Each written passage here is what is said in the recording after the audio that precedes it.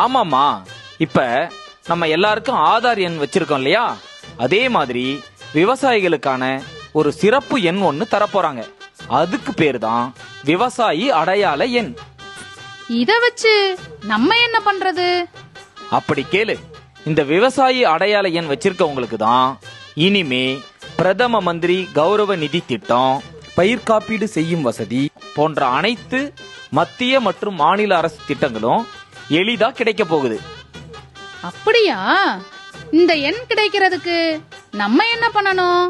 விவசாயிகளாகிய நம்ம கஷ்டப்படக்கூடாதுன்னு தான் வேளாண்மை மற்றும் உழவர் நலத்துறை சார்பில் நம்ம ஊர்லயே ஒரு சிறப்பு முகாம் நடக்க போகுது.